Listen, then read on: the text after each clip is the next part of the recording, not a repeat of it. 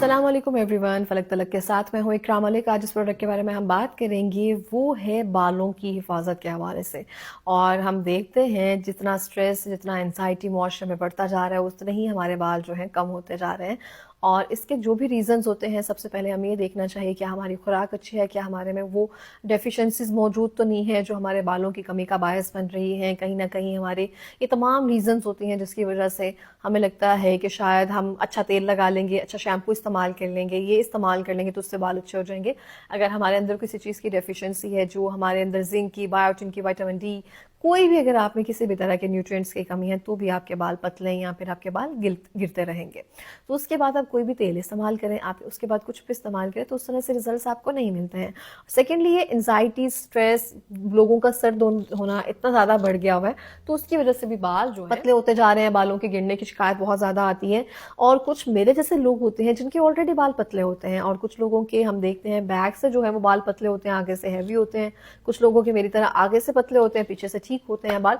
So there are so many reason जिसकी वजह से हम कह सकते हैं। अच्छा, हम देखते हैं कि जो चीज हम कहते हैं स्ट्रॉन्ग होगी उसके रिजल्ट्स भी अच्छे होंगे।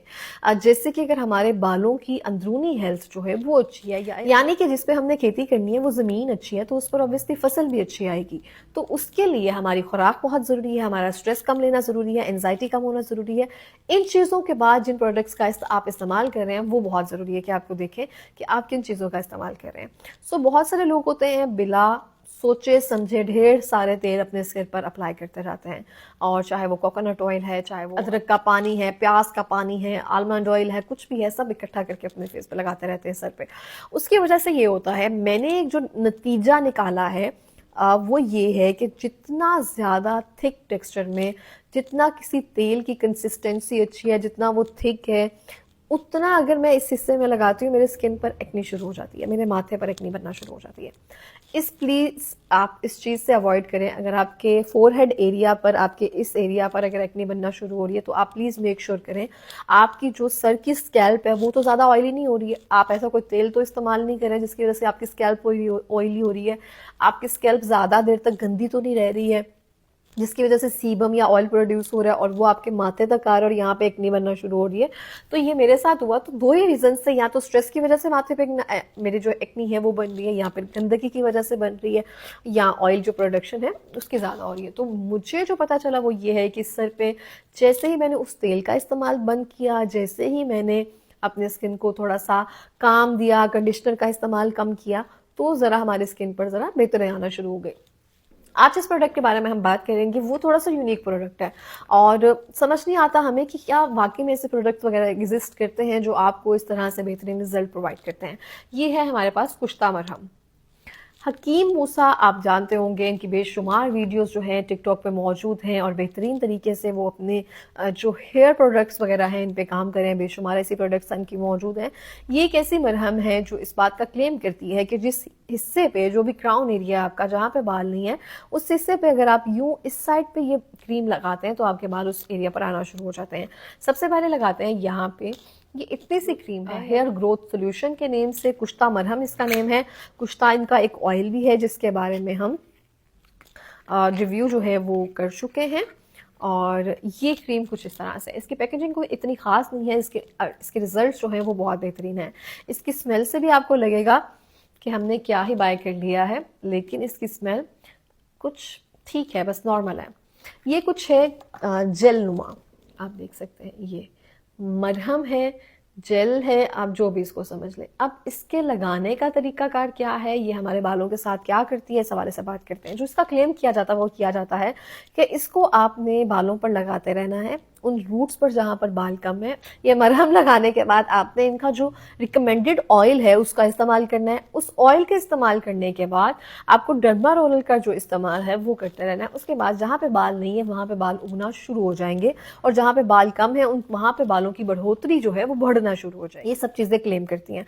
अच्छा, ये जब चीजें ऐसी क्लेम्स होती हैं तो मुझे भी होता है कि शायद ये कितनी इसमें सच्चाई है, कितना इसमें झूठ है।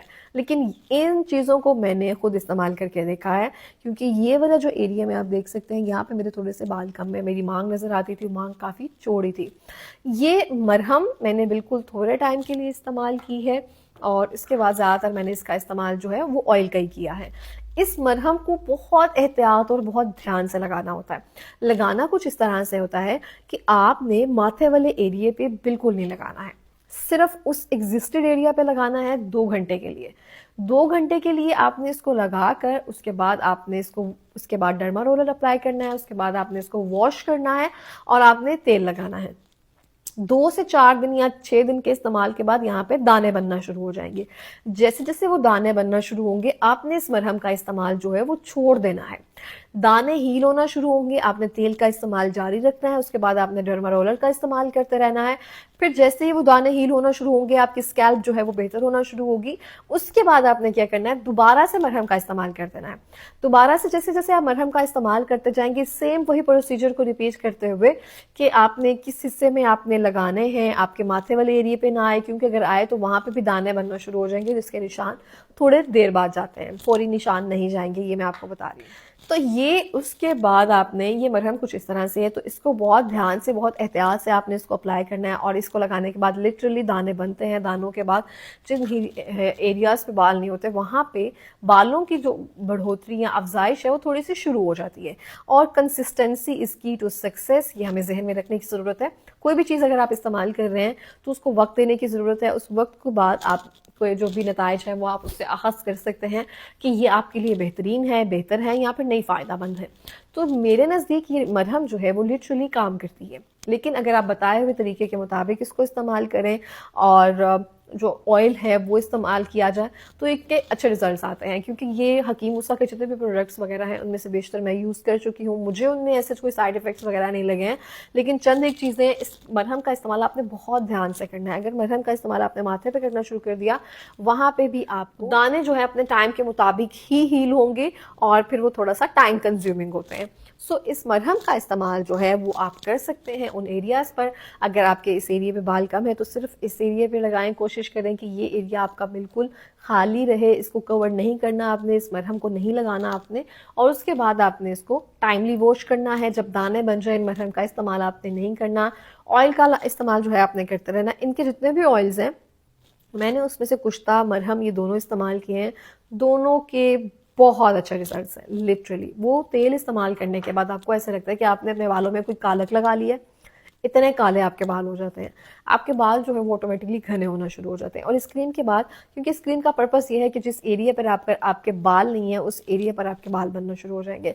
So this is the cream. लेकिन सबसे पहले जो मैंने एक जो चीज़ ऐड ऑन कर दी है वो करने की ज़रूरत है। अगर आपने किसी तरह की कोई डेफिशिएंसी है, अगर आपने स्ट्रेस है, अगर आपका जिस एरिया में आप रह रहे हैं वहाँ के पानी का इशू है, वहाँ का पानी खारा है, उसकी वजह से भी आपके बाल जो है वो गिर सकते हैं। इन तमाम चीज़ों में से अगर कुछ भी नहीं है तो फिर आप इस चीज़ का इस्तेमाल करें। अगर आपको लग रहा है कि जेनेटिकली आपको कोई प्रॉब्लम है तो भी आप जो ऑयल का या फिर इन तमाम प्रोडक्ट्स का इस्तेमाल कर सकते हैं उस प्रोसीजर को या फिर उस टाइम को डिले करने के लिए जब आप ज़्यादा गंजे हो जाएंगे। तो बालों को घना करना और बालों को किस तरह से आप बेहतर कर सकते हैं ये आप पर डिपेंड करता है। आप देख लें कौन सी चीज़ें जो हैं आपकी ज़रूरत है। अगर आप सप्लीमेंट्स का इस्तेमाल नहीं कर सकते हैं, आप सीड्स का इस्तेमाल कर सकते हैं, आप सीड्स का इस्तेमाल कर लें। आप अपनी अच्छी डाइट कर सकते हैं, आप अपनी अच्छी डाइट का इस्तेमाल कर लें। अभी सर्दियाँ आ रही हैं, बादाम का इस्तेमाल करें, मैग्नीशियम उसमें बहुत ज़्यादा है, आयरन, जिंक, ये सब चीज़ें मौजूद हैं, ये सब चीज़ें करें। सो ये आज था आज का रिव्यू। और नए बालों को उगाने के लिए यहाँ पे मरहम जो है ये भी मेंशन किया गया है। इनकी वेबसाइट है, वहाँ से आप बाई कर सकते हैं। इसकी प्राइस है 2200 रुपये।